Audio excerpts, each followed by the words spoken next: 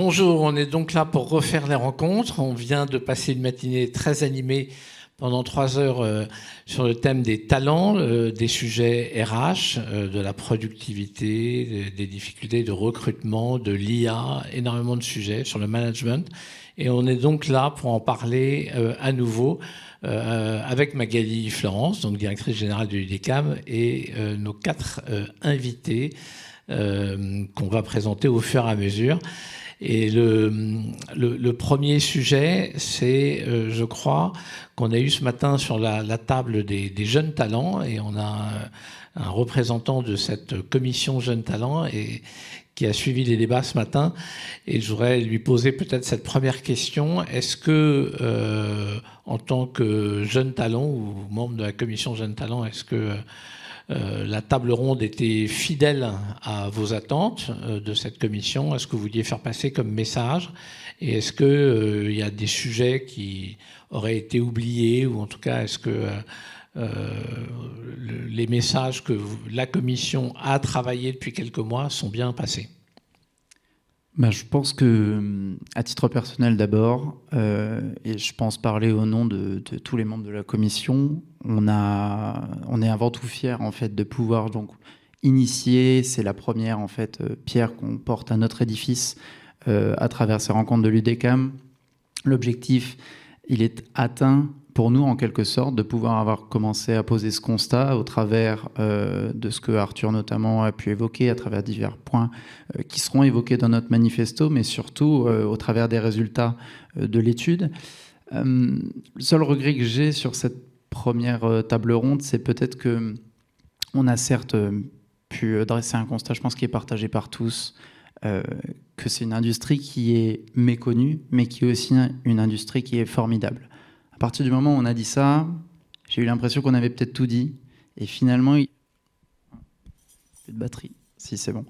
Et finalement, j'ai eu l'impression qu'on a un peu enjambé le sujet dans le sens où on était là pour parler d'attractivité, de comment réenchanter nos métiers. Ça, c'est l'objectif de notre commission. Et donc, en posant simplement les constats que nous sommes dans une industrie qui est formidable, et nous, au sein de cette commission, au sein de cette industrie, et surtout au sein de cette salle ce matin, nous sommes tous complètement convaincus par ça. L'important, ce n'est pas en fait de convaincre l'audience qui était là ce matin, mais bien de convaincre ceux qui justement n'étaient pas là. Et lorsqu'on regarde la taille, Magali, tu l'as évoqué, il y a plus de 5000 personnes qui travaillent dans cette industrie.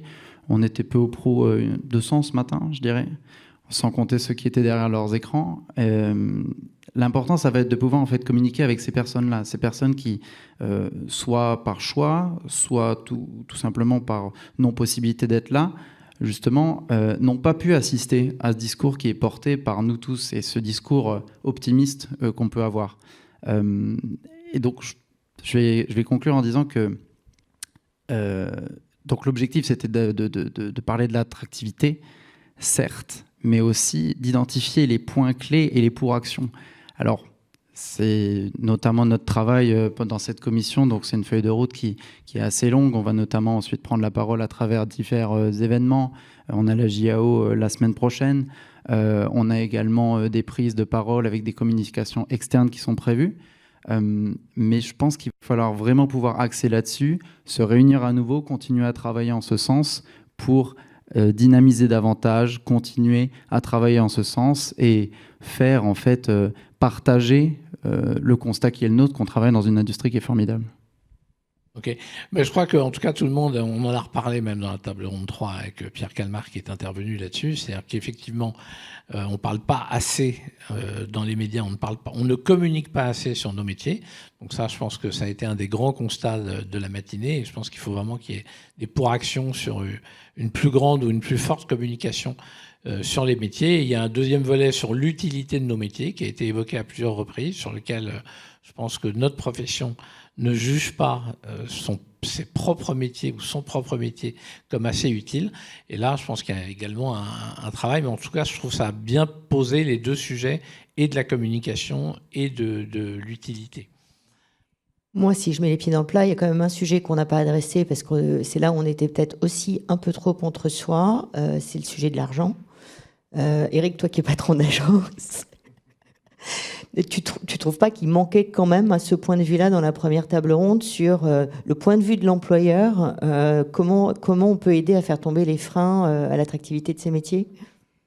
Bah, clairement, parce que ce qu'on a vu, c'est qu'il y avait différents types de générations, qui n'avaient pas exactement les mêmes critères de sélection, mais qu'il y avait quand même le premier critère dans tous les cas, c'est la rémunération. Après viennent l'équilibre vie pro-perso, la raison d'être, l'autonomie, etc. Enfin, à un moment, il faut payer les gens au juste prix. Et clairement, comme on disait en introduction, avant la table ronde, on voit bien sur l'étude qu'on a menée 2019-2023, 37% d'augmentation de la masse salariale des agences, 14% d'augmentation des revenus. On a un problème. Et si on ne peut pas payer les talents au juste prix, ils vont aller ailleurs, dans des régies ou des plateformes ou même chez l'annonceur.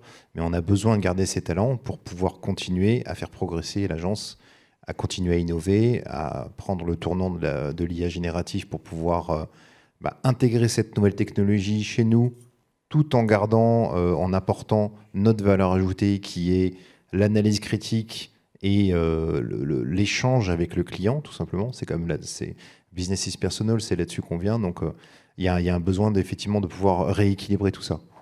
Mais pour revenir sur cette histoire d'argent, est-ce que c'est un des critères de la difficulté de recrutement ou pas ? Et est-ce qu'il y a vraiment une difficulté de recrutement dans l'industrie ? Est-ce qu'elle existe ? Est-ce qu'elle est liée à une partie des métiers de l'industrie ou tous les métiers de l'industrie ? Et est-ce que c'est le salaire qui joue ou c'est au contraire l'attractivité au sens large, la visibilité, l'utilité, d'autres critères ? Alors, il y a clairement un sujet de connaissance du marché. Tout à l'heure, je ne sais plus qui disait pourquoi on n'a pas une série Netflix sur l'agence média. En fait, il y en a une, elle s'appelle Mad Men, sur l'agence de créa. Il y a un personnage qui fait de l'achat média. Il s'appelle Henri Crène, il fait de l'achat média télé et il est dans un placard. Voilà, c'est ça l'image des agences médias. Donc, quand on fait un peu il y a beaucoup de gens qui rentrent en agence média un peu par hasard. Mais le côté positif, c'est que l'étude dit que 92% des gens sont contents de leur job, parce que c'est diversifié, parce qu'ils ont l'autonomie, parce qu'ils font plein de choses différentes. J'ajoute que chez les indépendants, il y a une surprime à l'intérêt des gens dans leur job. Et donc, il y a quand même un sujet rémunération, parce que comme il y a peu de talents, si on parle par exemple du média de télé, des acheteurs télé, il y en a peut-être une 50aine sur le marché en France, il y en a peu. Et donc forcément, c'est dur il peut y avoir une guerre des prix là-dessus. Mais le problème, c'est plutôt de faire venir des gens sur ce média qui a une vraie technicité et qui n'est pas le média, qui est pas le poste qui fait rêver, quoi. Donc, pour moi, j'ai aussi un point de vue sur ce sujet. Je suis tout à fait d'accord avec ce que tu dis. Je pense que, pour apporter ma réponse à la question, je pense qu'il y a quand même une volumétrie de besoins de talent qui parfois rend le recrutement difficile dans les agences. Et même chez Amazon, je parle de notre expérience, on a lancé des offres. Quand on a beaucoup de talent à recruter dans un moment court, c'est toujours difficile. Et je pense que sur les agences, avec les phénomènes de gains, de budget, de changement de structure, il y a parfois des besoins importants. Sur les nouveaux métiers aussi, le retail, le search avant, enfin, on crée les métiers au moment où on a besoin de créer les profils, donc c'est parfois un peu difficile. Mais je trouve néanmoins qu'il y a eu beaucoup de thèmes abordés intéressants là-dessus, sur peut-être la meilleure anticipation des agences du recrutement via les portes ouvertes, via des investissements dans de nouveaux profils, les écoles, parce que je pense que le recrutement se passe peut-être mieux, mais il se passera encore mieux si on anticipe le recrutement et qu'on ne se pose pas la question au moment opérationnel où les sujets arrivent, mais qu'on a prévu un plan sur plusieurs années de promotion pour avoir un vivier finalement un peu plus existant, ce qui est à mon avis un enjeu assez fort. Nathalie ? Oui, alors moi je parle au nom de France Télévisions Publicité. Ça fait maintenant un petit moment que j'évolue à la régie. Je suis une ancienne d'agence. J'ai démarré chez Dentsu. Et je trouve qu'au fait, on est dans un écosystème qui est extrêmement varié, très riche. Et je pense qu'aussi, on a des âges pour aller dans différents endroits. Moi, je suis hyper contente d'avoir démarré en agence parce que je trouve que c'est la meilleure école, c'est la meilleure formation. D'ailleurs, je crois que c'est toi tout à l'heure dans la table ronde qui disais on est en recherche de bonnes formations, de bonnes écoles. Et c'est vrai que l'agence, pour moi, est fondamentale, ce qui permet vraiment de connaître un client, les problématiques, et d'avoir accès du coup à une diversité d'offres, d'outils. Donc c'est extrêmement riche. Après, je suis très contente aussi, à un moment donné, que dans notre métier des médias, dans notre univers des médias, on ait les possibilités aussi d'aller vers d'autres fonctions, d'autres missions. Après, j'ai basculé du côté obscur de la force, côté régie. Et c'est assez intéressant parce que tu posais la question, Sébastien, sur est-ce que c'est plus difficile qu'avant de recruter. Chez France Télévisions, c'est l'inverse. C'est-à-dire que il y a quelques années, on pouvait avoir une image parfois un peu vieillotte de service public, un peu poussiéreuse, n'ayons pas peur des mots. Et c'est vrai que depuis le Covid, et je pense que le Covid, à un moment donné, a changé aussi la perception de nos concitoyens, des Français, envers le service public. Le service public, on s'est rendu compte qu'il était important dans la médecine, les hôpitaux, mais dans les médias aussi.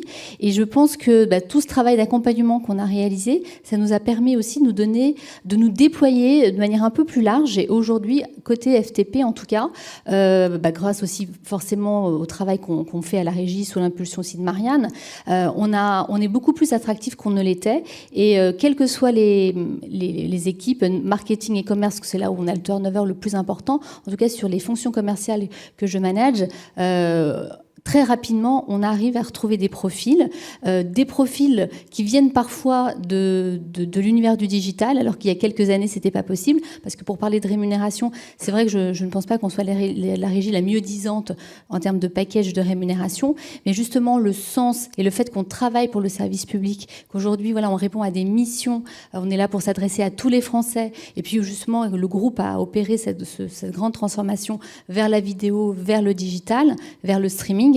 Et ça nous redonne aussi une attractivité qu'on n'avait pas par le passé. Et justement, cette quête de sens, de contenu aussi, parce que c'est ça qui est important quand on va travailler dans l'univers des médias, c'est aussi d'avoir des entreprises qui produisent aussi des produits à valeur ajoutée. Et c'est vrai que quand on travaille sur le service public, évidemment, c'est le Graal. Et donc, c'est vrai qu'aujourd'hui, moi, je note que depuis 4 ans, on a une attractivité qui est beaucoup plus forte parce que dans les arbitrages qui sont faits par les candidats, c'est l'ambiance de travail. Et ça, c'est un truc qu'on met énormément en avant. Moi, quand je reçois un candidat, en général, il a déjà passé 3 ou 4 entretiens avec la RH, avec les managers de proximité. Quand il est devant moi, je sais qu'il a les skills. Donc moi, ce qui m'intéresse, c'est sa personnalité. Et je l'interroge sur ce qu'il aime faire, qu'est-ce qu'il aime dans la vie, qu'est-ce qu'il pourrait apporter à FTP, à France Télévisions Publicité. Et surtout, moi, la question que je me pose à chaque fois, c'est est-ce qu'il va venir compléter l'équipe? Est-ce que c'est quelqu'un qui est différent de l'équipe qui est déjà en place? Et c'est ça qui va m'intéresser, c'est d'avoir des tranches d'âge différentes, de la bonne mixité aussi, de la diversité sociale. Et c'est aujourd'hui la principale question que je me pose quand j'ai un candidat en face de moi. Et c'est ça aussi qu'on met en avant, c'est évidemment les contenus, le service public, et la rémunération, évidemment, dans l'équation, elle est importante. Mais il n'y a pas que ça. Et je trouve que ces autres items, ils sont de plus en plus importants dans le choix du candidat. Justement, vous êtes tous les deux beaux exemples de transfert d'agence vers la régie. Je n'utiliserai pas ton terme, de côté obscur de la force. C'est vrai qu'on a beaucoup parlé, notamment dans la table ronde numéro 2, de mobilité, mais on a surtout pas. En fait, on a parlé de mobilité interne agence, que ce soit à l'intérieur d'un même groupe d'agences ou entre des groupes d'agences différents. On a peu parlé de la mobilité dans l'écosystème au sens très large, régie, annonceur, agence, tech. Et surtout, on n'a pas du tout parlé du retour à votre... D'abord, est-ce que vous connaissez des gens qui sont revenus en agence après avoir quitté l'agence? Si oui, pourquoi? Et sinon, est-ce que effectivement les raisons pour lesquelles les gens partent, alors il y a certainement une question d'argent et malheureusement vous avez en régie encore et côté tech plus d'argent que les agences pour payer les gens. Mais est-ce que tu vois, Nathalie, par rapport au sens, est-ce que finalement un média, je pense, un média a plus de sens, en tout cas le revendique mieux qu'une agence média? Oui, très clairement. Surtout, voilà, moi je suis bien placée pour le savoir. C'est vrai qu'aujourd'hui, nous, c'est une grande fierté quand tu représentes les contenus qui sont les nôtres. Et en plus, on a de la chance parce que quand on rencontre nos partenaires, j'ai envie de dire, j'ai pas besoin de faire la vente de France Télé. Enfin, ils sont déjà convaincus. Donc, une grande partie du job est déjà fait. Après, bon, bien sûr, il faut se mettre d'accord sur les modalités. Mais du coup, ça nous laisse vraiment beaucoup plus de temps à la réflexion, à sortir du cadre, justement, qu'à vendre mon produit de base, comme disent aujourd'hui les jeunes. Et donc, ça, effectivement, c'est, je veux dire, la valeur ajoutée, elle est, enfin, j'ai envie de dire, elle est vraiment au centre de notre quotidien. Et ce qui, à mon avis, est moins le cas dans les agences médias. Alors bon, ça fait quelques années que j'ai quitté Dentsu, hein, mais c'est vrai que peut-être on est aussi sur des métiers en agence qui sont peut-être aussi plus fragmentés. C'est-à-dire qu'on est un maillon de la chaîne, mais on a parfois du mal à voir la finalité. Donc on n'a pas forcément accès au client final. Pourquoi est-ce que je dois répondre à telle problématique ou pourquoi est-ce que je dois répondre à tel objectif? Souvent, il n'y a pas de cette pédagogie, il n'y a pas cette transparence. Et donc peut-être que c'est aussi des organisations qui sont plus lourdes, aussi avec peut-être plus de hiérarchie, mais parce que c'est plus complexe aussi, probablement qu'une régie publicitaire. Et je pense que c'est ça qui au bout d'un moment, fatigue un peu les collaborateurs et qui donne peut-être envie aussi d'aller dans des structures plus agiles. Pour reprendre la question de Magali, est-ce que vous connaissez des gens qui sont revenus en agence? Oui, alors c'est une super question, parce que c'est vrai qu'on n'a pas parlé de ça. Alors moi, j'ai pas d'annonce à faire de mon côté, mais ça fait écho un peu à ce que je disais sur la première table ronde. Je pense qu'il y a des métiers où on voit ça de manière beaucoup plus importante qu'avant. Je reparle du retail. En fait, alors, avant de partir de Publicis, je m'occupais de ce sujet-là. Et en fait, une des stratégies de recrutement qui poursuit et qui est le cas dans d'autres agences que je vois maintenant, c'est de prendre des gens de l'annonceur. Parce que il faut connaître, pour travailler sur du retail média, il faut connaître le retail. Et ça, c'est pas une compétence naturelle des agences. Et donc, on voit des gens qui étaient chefs de produit chez Kellogg's, qui travaillaient chez Procter, arriver en agence. Ça, c'est un phénomène sur les nouveaux métiers. Je pense que c'est valable aussi sur le community management, sur la production. Donc il y a des métiers qui aujourd'hui sont quand même importants dans l'agence, hein, au-delà du planning et du trading, sur lequel on le voit. On voit aussi beaucoup d'anciens de régie. Amazon, il y a énormément d'anciens d'Amazon qui ont monté une structure. Je crois que chez Havas, un de mes clients, c'est un ancien amazonien qui pilote maintenant le développement d'Havas Market. Enfin, il y a des transferts qui se font parce que la technicité purement sur l'achat ou sur le média, en fait, est plus centrale sur tous les sujets. Elle le reste, mais et du coup, on le voit, ouais. Et moi, je crois beaucoup au pendule, en fait, dans les parcours, dans la mesure où je pense que c'est très bien de défendre une marque, une belle marque en régie et une attractivité. Parfois, en tout cas, moi, je peux sentir cette frustration, et je sais que certains l'ont. C'est difficile, en fait, quand on croit en un segment de marché comme le retail, d'arriver à le vendre en tant que régie parce qu'on peut être considéré comme jugé parti. Il y a des gens qui ont envie de retourner en agence pour apporter leurs conseils plus largement, pour voir plus de plateformes. Ils se disent je connais mon offre télé, mais j'aimerais pouvoir progresser en vidéo au sens large, etc. Donc je pense qu'il y a des motivations qui font que c'est des choses qu'on verra mettant de côté le salaire, peut-être, mais en tout cas, d'un point de vue sens, moi, ça me paraît être de nouveaux circuits qui se développent et qui vont se développer. Ouais. Quand je vous écoute sur les sujets d'attractivité, je m'aperçois que finalement, il y a une notion de marque employeur qui a l'air assez importante et que finalement, si l'entreprise a bien travaillé sa marque employeur, les problèmes d'attractivité, les problèmes de recrutement, le poids du salaire dans la décision finale est moindre. Donc, alors évidemment, le secteur tout entier doit faire son travail de marque employeur. Peut-être que les agences et l'UDECAM doivent faire son travail de marque employeur. Mais j'ai l'impression que chacune des entreprises qu'on a entendues ce matin, suivant qu'elle fait très bien ou moins bien son travail de marque employeur, va être logée à des niveaux différents en termes d'attractivité est-ce que vous avez, et finalement c'est un terme qu'on a peu employé ce matin, et est-ce que vous avez un point de vue là-dessus? Eric, par exemple. Alors, oui, effectivement, mais au-delà de la marque employeur, c'est le reflet de ce qu'on est. Et Philippe Schmitt parlait de l'âme. Nous, on parle d'ADN, mais c'est la même chose. Et pour répondre aussi à la question de Magali, moi, j'ai quand même quelques exemples en interne de gens qui sont passés soit chez la régie, soit chez l'annonceur et qui sont venus chez nous. Dorothée, qui est passée en régie, qui est venue chez vous, c'est quand même une femme formidable. On a également quelques commerciales qui étaient chez l'annonceur et qui sont venues ensuite pour commercialiser les produits avec une spécialité retail. Donc on a des très très belles personnes qui ont fait ça. Et la marque employeur, elle se travaille toujours, mais c'est vrai que surtout c'est les valeurs. Est-ce qu'il y a une adéquation entre les valeurs de l'entreprise et ce que les gens viennent chercher? Voilà. Ça ne marche pas dans tous les cas. Il faut juste qu'il y ait une compatibilité entre les deux. Et à défaut d'avoir bien travaillé sa marque employeur, il faut y voir assez clair sur les valeurs, quoi. Geoffrey ? Moi, je trouve qu'il y a quelque chose de très intéressant en fait qui a été dit, c'est qu'au-delà de la marque employeur, on a beaucoup parlé de management. Management, pendant la deuxième table ronde, ça a fait des débats. Est-ce que c'est une compétence? Est-ce que c'est un métier? Mais en fait, c'est sûrement ce qui permet de court-circuiter justement ce turnover auquel font face les agences. Et pas que, mais justement dans le sens où se parler uniquement du salaire, je pense que c'est également un faux débat, dans le sens où on va plutôt se parler de frustration. Et ce que j'ai beaucoup aimé, ce que tu disais par rapport à l'organisation d'Amazon, vers plus d'horizontalité, ça permet en fait d'avoir des personnes qui vont être beaucoup plus stimulées au quotidien et qui vont pas être frustrées, pas être cantonnées à une tâche ou à une autre. Au sein de nos organisations, je trouve qu'on est quand même très siloté. Alors, on va se parler d'expertise. Donc, l'expert du point A n'est pas expert du point B, donc l'expert du point B ne va surtout pas toucher au point A. Et à ce moment-là, en fait, on crée des limitations, des plafonds de verre qui font que les perspectives d'évolution, et en fait, l'évolution, qu'est-ce que c'est? Est-ce qu'on se parle d'évolution en termes de compétences, ou est-ce qu'on va se parler justement stricto sensu d'évolution hiérarchique? Et c'est ça ce qui va créer en fait beaucoup de turnover, c'est cette volonté en fait. Et Anne-Sophie le disait très bien que la génération alpha, c'est pas une génération qui a pas envie de travailler. Je pense qu'au contraire, c'est se mettre à dos cette génération qui réfléchit beaucoup plus vite parce qu'elle a accès à des outils beaucoup plus performants.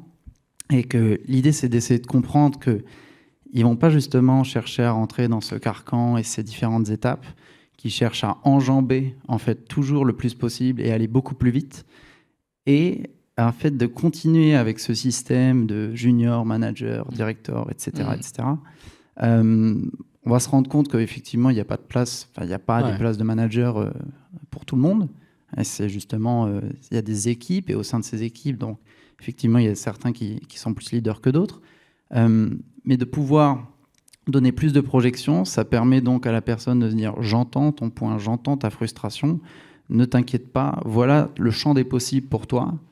Donc n'essaye pas de regarder chez le voisin si l'herbe est plus verte, mais plutôt regarde toutes les autres fleurs que tu pourrais cultiver au sein de mon agence, par exemple. Très bonne analyse, Geoffrey. Et peut-être pour passer à la troisième table ronde, et on va faire la transition avec toi, sur l'IA, quel est ton point de vue de la crainte, de l'excitation? Est-ce que c'est important de surveiller les investissements de ton agence ou de ton entreprise en IA? Et est-ce que c'est un critère de choix si l'agence est en pointe ou pas, ou l'entreprise est en pointe ou pas? Avant toute chose, on a beaucoup parlé d'IA sur les trois tables. D'ailleurs, c'est un sujet qui est revenu à chaque fois, mais on a surtout parlé d'humain. Et c'est ce que je trouve rassurant avant tout. Je suis d'accord et en désaccord en même temps avec ce que Pierre disait sur le sang, les larmes, etc. Parce que je trouve que ça a donné beaucoup de relief à cette troisième table ronde, dans le d'avoir pas une assemblée qui était complètement conquise vis-à-vis de l'IA, mais qu'au contraire, d'avoir ce positionnement un petit peu extrême. Ça a permis de nourrir vachement le débat et en fait d'avoir des arguments, des contre-arguments qui seraient sûrement pas venus si tout le monde avait dit l'IA c'est fantastique, l'IA ça facilite tout. Certes, c'est un accélérateur, c'est un facilitateur dans beaucoup de domaines, c'est un sujet qu'il faut prendre vachement au sérieux. Maintenant, il faut le faire au bon rythme, ne pas... on a parlé du métaverse, bon, peut-être que ça va revenir, hein, peut-être, sûrement, mais qu'il faut pouvoir donner les bons schémas et la bonne feuille de route à n'importe quel niveau ou n'importe quel échelon des agences pour pouvoir s'approprier ce sujet, pour pouvoir...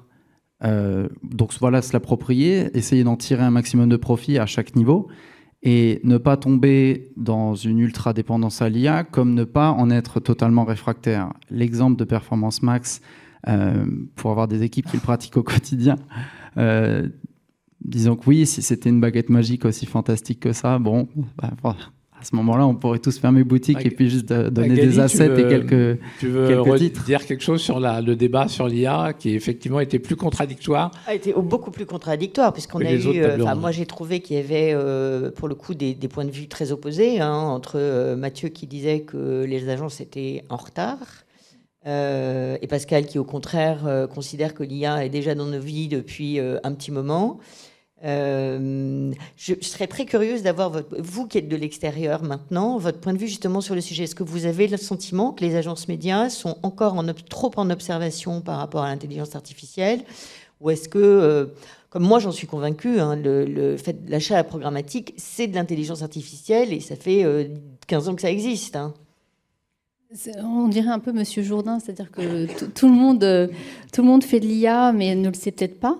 Non, moi, effectivement, je partage ton avis, Magali. Je pense que les agences, aujourd'hui, ça fait partie de leurs outils de travail. Et d'ailleurs, ils accompagnent leurs annonceurs sur ces sujets-là. Ils viennent d'ailleurs nous voir, nous, à la régie, le COMEX de France Télé. On a eu d'ailleurs toute une journée sur l'IA qui nous a été faite par une agence. Donc, je pense qu'aujourd'hui, ça fait partie de notre quotidien. Et c'est comment, à chaque niveau, l'IA peut nous accompagner, peut nous aider sur aujourd'hui des tâches parfois à faible valeur ajoutée, à aller plus vite. Donc évidemment qu'il faut s'en saisir. Et je pense qu'on est tous aussi un peu en train d'apprendre sur le sujet. L'IA, c'est un mot qui peut faire peur, et ça fait peur à certains. Donc on a besoin de pédagogie, on a besoin de formation. Comment, effectivement, ça a été dit aussi lors d'une des tables rondes, les directions générales des boîtes s'en saisissent et aussi le font ruisseler dans les hiérarchies. Donc ça, c'est un vrai sujet. Et je pense que les différentes membres, en tout cas ceux qui sont intervenus dans les tables rondes, j'ai l'impression qu'ils avaient pris le sujet pour justement l'organiser,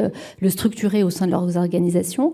Pour moi, c'est une opportunité, et c'est ce que je retiens des différents échanges. C'est une opportunité pour aller plus vite. On est dans des métiers en plus, et notamment les modèles des agences, les modèles économiques des agences sont plus que jamais chahutés. Donc comment aussi on peut les aider à peut-être s'alléger sur certaines tâches pour aller vers plus d'intelligence, plus d'expertise, plus de valeur ajoutée pour leurs clients. Donc on est j'ai envie de dire un peu au démarrage, et le propos et l'utilisation de l'IA, on n'est peut-être pas tous encore au clair sur comment on va l'implémenter un peu dans toute l'organisation, mais en tout cas on sait qu'il faut y aller. Nicolas, les agences en avance ou en retard ? En avance peut-être pas, en retard non plus. Je pense qu'il y a pas mal de questions qui sont posées qui montrent déjà que c'est pas un sujet l'IA, c'est une constellation de sujets. Et la difficulté, c'est d'arriver à le faire, parce que je pense que les agences doivent aussi comprendre l'utilité que ça va avoir pour elles, les enjeux, et puis poser quelques grands principes en fait qui vont permettre de le développer d'une manière utile, et surtout pour les talents. Si on revient aux talents, enfin moi, ce que j'aimais bien dans ce que disait Pascal, c'était la réflexion qui peut paraître simple mais difficile à appliquer, qui est de dire, du coup, dans un monde où tout le monde utilise l'IA, quelle est la valeur ajoutée que j'apporte ? Comment j'amène mes talents à être coachés, ou les gens à être coachés sur la survaleur que j'apporte ? Dans l'exemple de Performance Max, le sujet, c'est pas la performance, c'est pas la destination, c'est le chemin, c'est comment on a obtenu la performance, comment on peut la répéter, comment on peut faire mieux que son concurrent.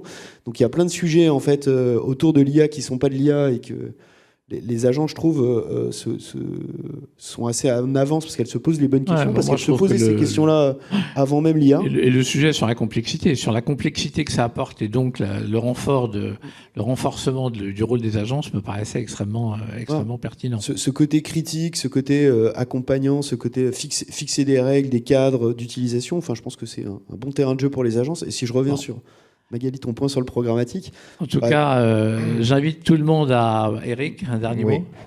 Oui, sur l'IA, c'est un sujet que je regarde de près. Donc déjà, il faut bien distinguer l'IA qu'on a déjà depuis les années 70-80, l'IA mathématique de tout ce qui est algorithme de régression, et l'IA générative. Moi, je me suis formé pour justement mieux comprendre les logiques de machine learning. Et du coup, j'ai une question là-dessus à vous partager. Est-ce que vous connaissez la différence entre les algorithmes basés sur les réseaux de neurones et le deep learning ? Et bien en fait, c'est la même chose. Ils ont juste changé le nom pour que ce soit plus dans l'air du temps. Voilà. Non mais ça dit quoi ? Ça veut dire qu'en fait, je dis pas qu'il n'y a pas un effet IA générative qu'il faut pas regarder. Bien sûr qu'il faut adopter une IA générative, la déployer en interne, la sécuriser et apprendre à s'en servir. Mais ce qu'on voit aussi sur tout ce qui est algorithme, quand on met les mains dedans, c'est que la connaissance métier, elle est indispensable pour challenger les conclusions de l'algorithme. Sinon, on arrive avec des aberrations. Et demander à ChatGPT s'il vaut mieux consommer des œufs de vache ou des œufs de cochon, il va vous dire des œufs de cochon. Donc il faut quand même garder cette distance critique, et c'est là où on a une valeur. Bon, en tout cas, je crois qu'il faut ne pas hésiter à regarder le replay de cette table ronde 3 et du reste des rencontres de ce matin. Elles ont été extrêmement rafraîchissantes, inspirantes, animées, et en particulier cette table ronde sur l'IA, mais également les deux autres. Donc, allez au replay, allez voir les replays de cette matinée sur les talents. Magali, le mot de la fin? Non? Merci et rendez-vous, si ça diffuse demain, rendez-vous la semaine prochaine pour en savoir plus sur ce qu'est une agence média avec des journées agences ouvertes le 19 mars. Merci à vous tous. Merci. Merci. Merci.